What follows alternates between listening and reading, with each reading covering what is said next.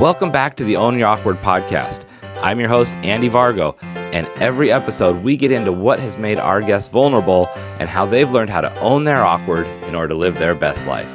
Stay tuned so you can hear every awkward moment in today's show.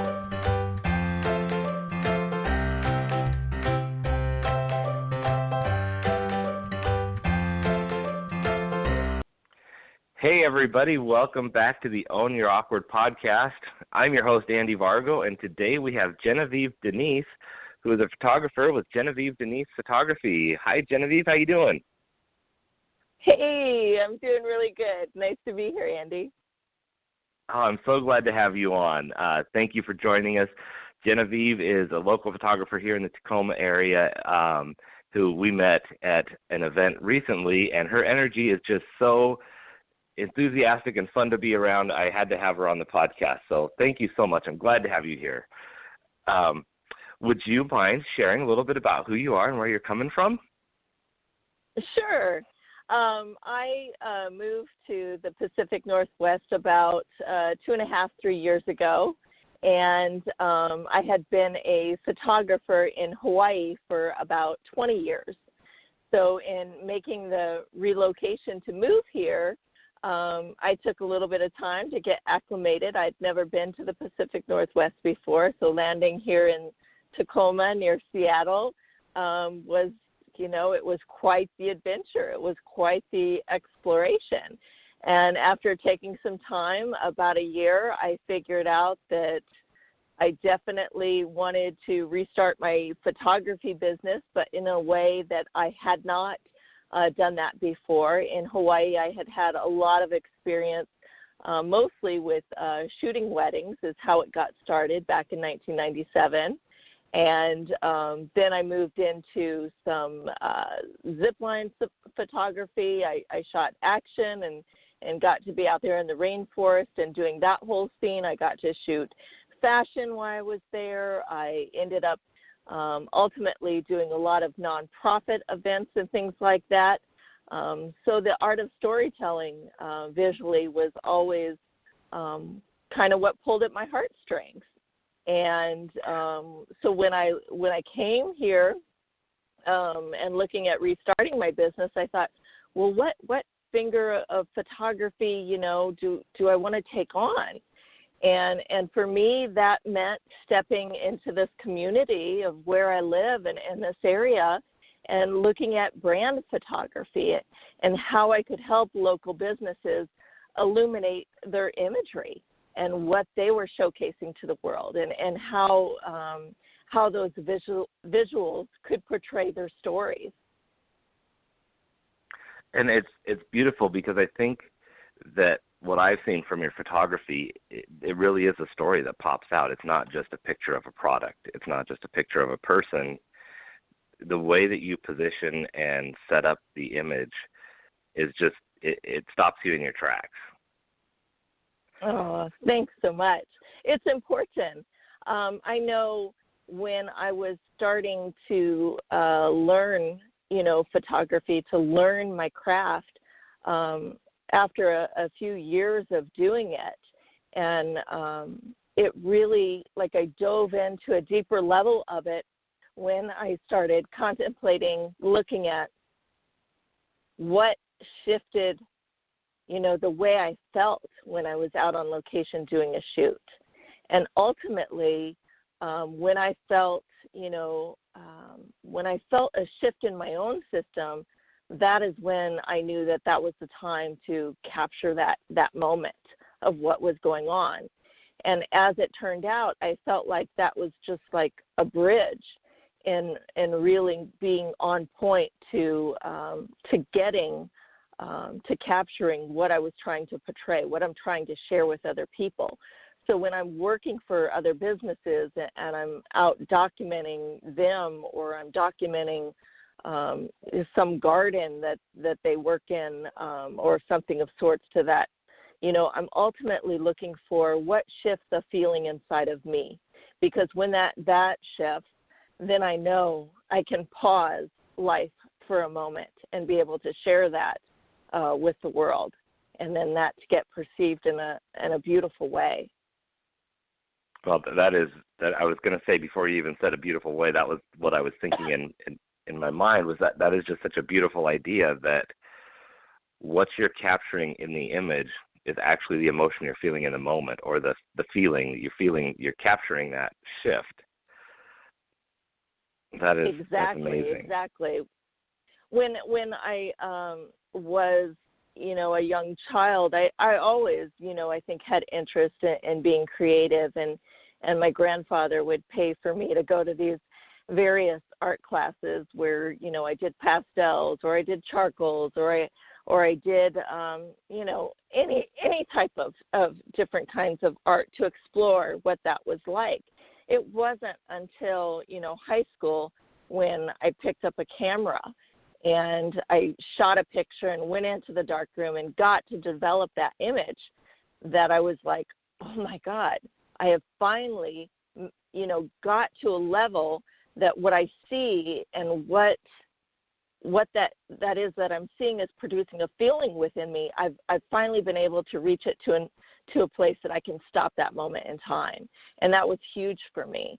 So I knew at that moment really that I was within my craft, that I had the right tools within my hands, that I could take something and really got beautiful thing. But I love it. No, that is, and I think that when you have that moment where you have that understanding suddenly that this is what you're meant to do. It's both peaceful and exciting and exhilarating and empowering all at the same time. At least in my experience, how did you feel when you, like, was it, I'm going to be a photographer, like that's my path for the rest of my life, or just, I know I love this? Do you know where you were going to go with it at that time? Oh God, that's such an important question. I think that's huge to be able to talk about that. No, that is not what I thought I was going to do with my life whatsoever. I think 18 was a raw time in my life. The high school days, wouldn't even go back there if you paid me, So no, I definitely, it was more of a realization that what I loved, I finally had the tools to take it higher, and that was, I guess that really tapped into the passion side, but it in no way, shape, or form thought that's what I was going to go after career-wise. I mean, I went on to, you name it, manage restaurants, collect mortgage loan payments. What else did I do? I worked at a helicopter company when I moved to Hawaii. That was one of the first jobs I took on. I practiced nails. I did manicuring for years. And the photography thing just really kind of fell into my lap. I happened to be in Hawaii at the right time in the right place, and a lot of people were going there, getting married and eloping and whatnot. And my stepmom was is a marriage license agent on island, and she started to notice a huge increase in her business back in 1995, to really tell my age. And I started, to take a look at, there might be some value in that. And, she made the suggestion, I think you should really look at this.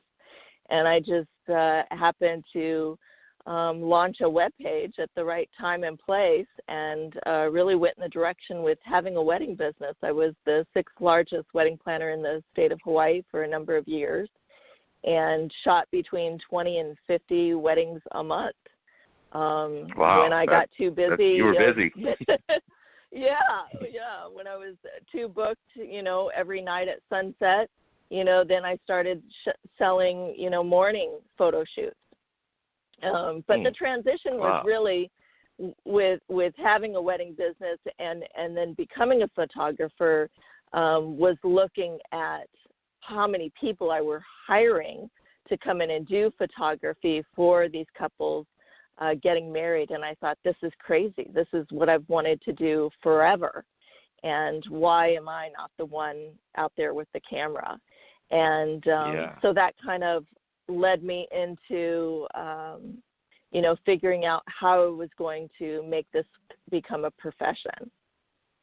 I see. So you started as a wedding planner and organizer before you Planner. moved into the photography. Yes. Wow. Yes, I was big with the events and scheduling and hiring, whether that be limos, videographers, venues, all of the event planning around the wedding. And I think that was really good because I ultimately had a realization of all aspects of what was happening. I had what the musicians were, needing for the songs, what, music formats were being shared, what the DJ was going to be, what the cake was going to be about. There were so many aspects coming before me visually that it gave me an understanding of the big picture. Like when you go to work someplace, they, a lot of times they say start at the bottom so that you can learn all aspects of what's going on and really capitalize on your craft and it being a big picture to be able to work within a team, Yeah. So no, that's yeah. And you obviously have done a great job of capturing that. So in a minute, I'm going to ask. In a minute, we're going to find out what makes Genevieve so awkward. But before we do that, it's interesting. You think a picture is worth 1,000 words, and here we are talking and talking with all these words about pictures. Where can people see your stuff? Where's the best place for them to go to see your images, follow you, look you up for stuff if they're local and want to hire you? Yes. Well, being an artist, my platform that I absolutely love and embrace is definitely Instagram. And so my Instagram handle as well as my business Facebook handle, both are similar. And that's going to be my first and last name. So it's Genevieve, GeneviEve, Denise, DENISE, photo, PHOTO. And so at Genevieve Denise Photo. They can both find me on Instagram and on Facebook Business. And those are the platforms that I invest the most recent imagery from. So that should be a good connection. And those are linked in the description, so you guys can click on those too if you didn't have your pen handy. So definitely click on those. Look at some pictures. We can wait a minute for you to look at some pictures. Just kidding. But yeah, pull up some pictures and check them out. They will make your day. Yay. So Genevieve, you are in a beautiful place in life. You're putting beautiful things out there, but what is something that's awkward that you've had to own in order to get to where you are today? Oh, my goodness. I think this is a fun one, really. I mean, I can embrace it now because I've been within my craft for, 23 years now. So I feel like, now's a good time I can talk about that openly. But it's definitely the Sure. fact that I'm an introvert. I am completely happy being behind my camera. And so when I am out at events, I get when people are a little bit camera shy because I feel very good having my tool in front of me, being the wall between what I am documenting. It's you like the protection of the lens. I do. I like to hide behind all of that. And, being an introvert, I'm somebody that gets a charge from being within my own space. I get recharged when I have that quiet downtime. And so stepping out into the limelight to photograph these events, my job is to get into any event and to know who the important people of those events are. I've shot the mayor's birthdays, and I've shot different things that I've had to go in and know exactly who I needed to capture while I was there, so that at the end of the day I had less work to edit, but still all the star signature shots that were going to get published over to the magazines. And so, I definitely go through a lot of meditation before I step out into the public eye. I go through a lot of breathing. It's a high energy for me to step out and be in there to do a job and get what I need to get done, and then to walk away and go, okay, I need a vacation now because it's just exhausting. It's Well, exhausting. I absolutely love it, but it's a pull of energy for sure.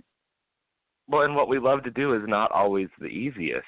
And I think that bringing up being introverted is so important because oftentimes it's so often mistaken as being introverted and being tied to being shy, which is not necessarily the case ever. And because when I met you and hearing you on the phone, you're a very outgoing person, very personable, great person to get to know. And you seem, and from what I see you doing, you're always out in the market, in locally, and all sorts of different stuff. So you were the last person that stereotypically I would look at and think, oh, Genevieve's introverted. But there are very outgoing introverts. They are.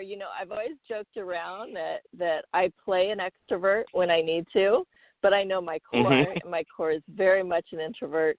They struggle all of the amount of time. And, the funniest thing that comes up is people ask, well, isn't that something that you ultimately get over? No, you don't get over that. That's my serenity is being the introvert. I step into being an introvert when I need to.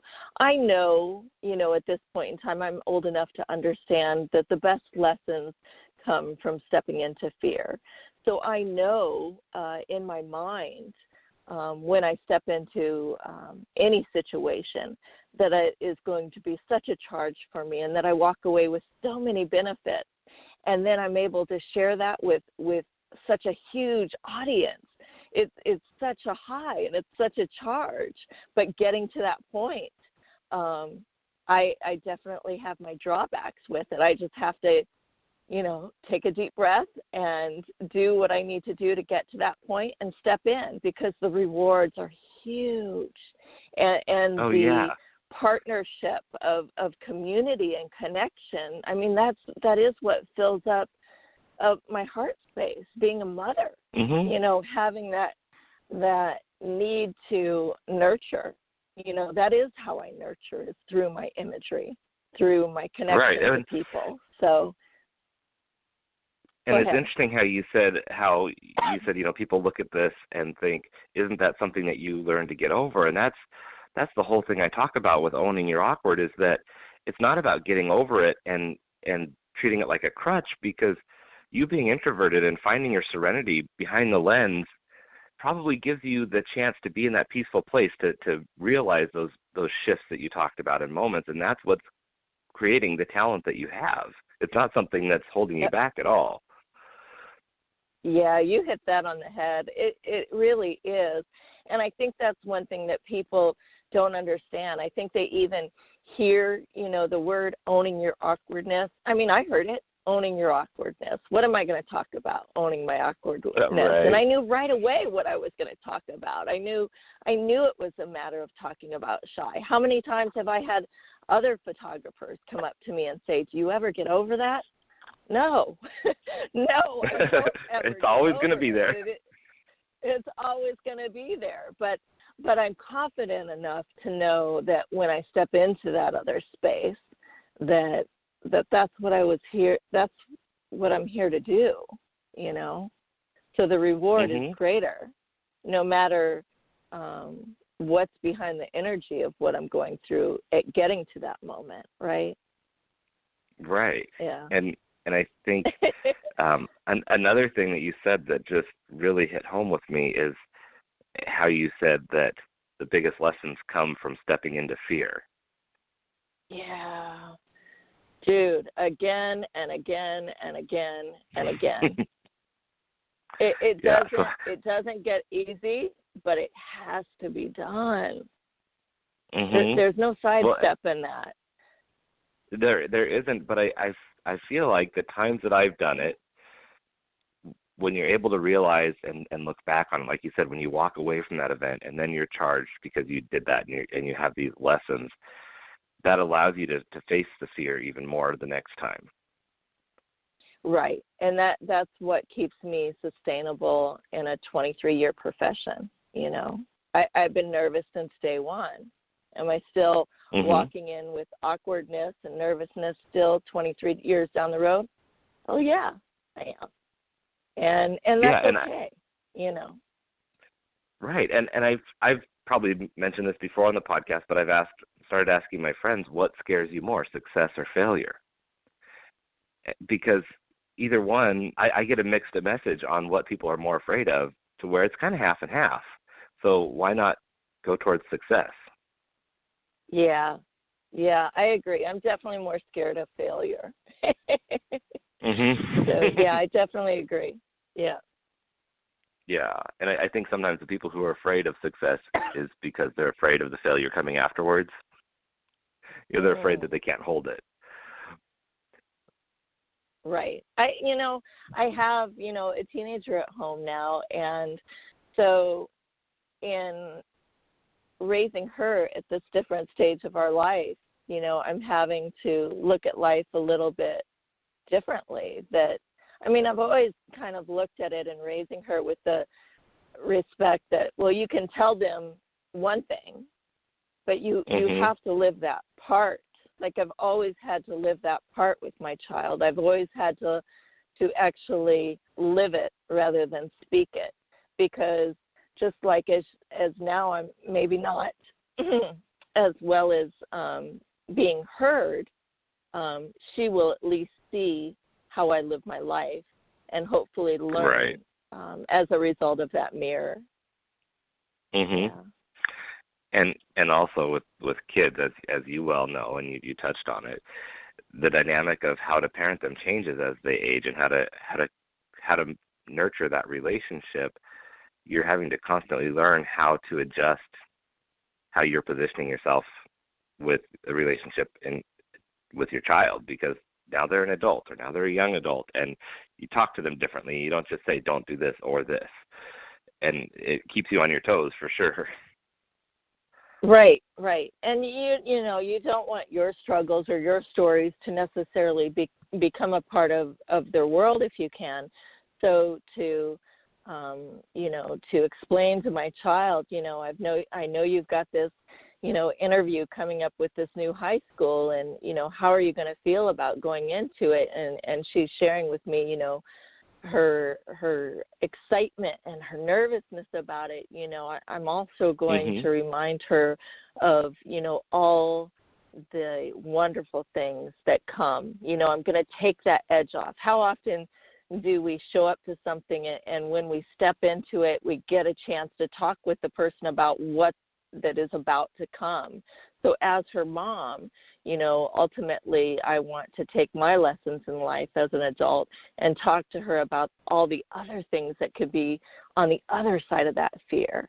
So it's okay to feel a little bit uncomfortable, because the benefits are going to be so much bigger. I don't want her to get stuck in the theory of being fear or being awkwardness, or, I want her to think about what could be on the other side of that. Have foresight. Yeah. Well, exactly. And like you said, you don't want to inject your own issues or hurdles into assuming that that's going to be the same problems they're going to run into, but you do want to be an example and let them know where they're going to go and what they can get to, which is so amazing for you to do for her.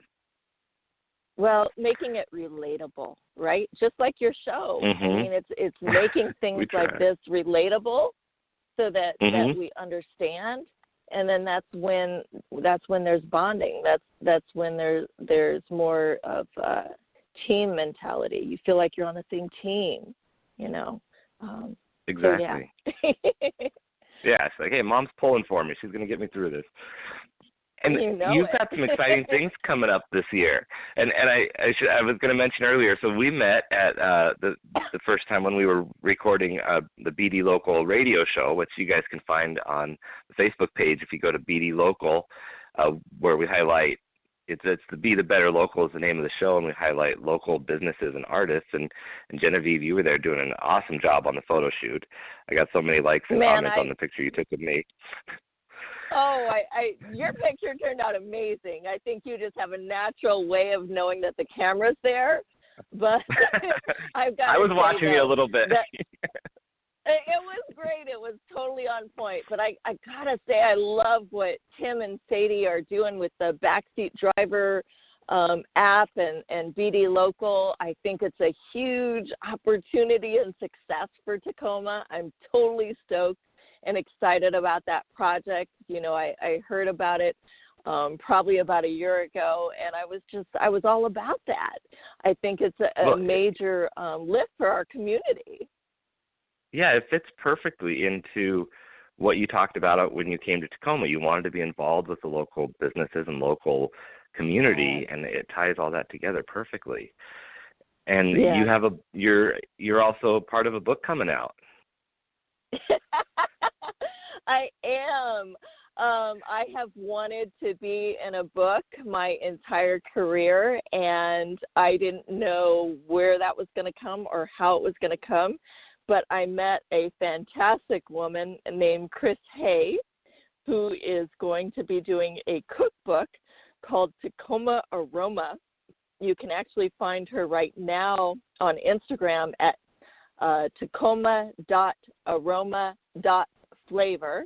And she is going around Tacoma to the various different chefs and mixologists and pulling from the best of the best our city has to offer. Oh, beautiful. And compiling their best recipes into a cookbook where, 25.3% of the proceeds are going to be going to nonprofit, and I get to be the exclusive photographer for this book, so I'm going to be documenting all the imagery there and probably getting a little fat and drinking maybe a little too much. Right, that is awesome. I can't wait to get a copy of that book.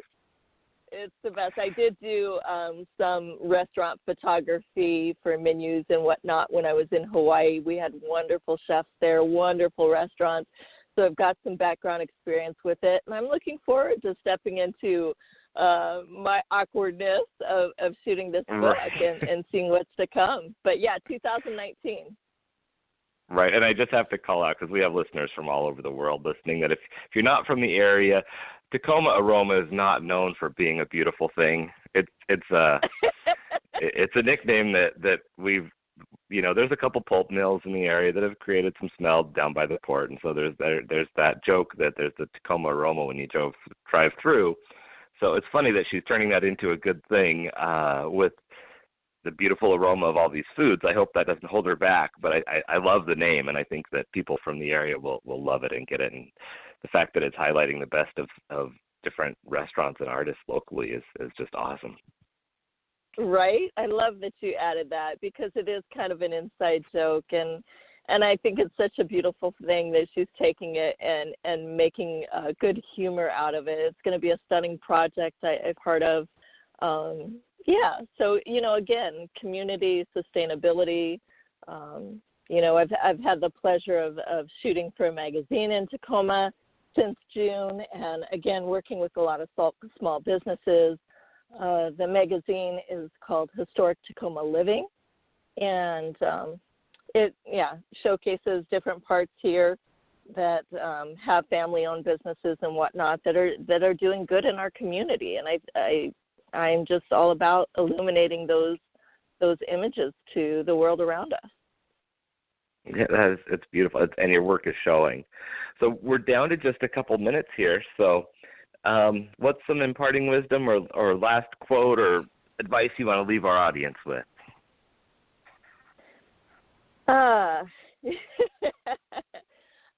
No pressure. Yeah, I know, right?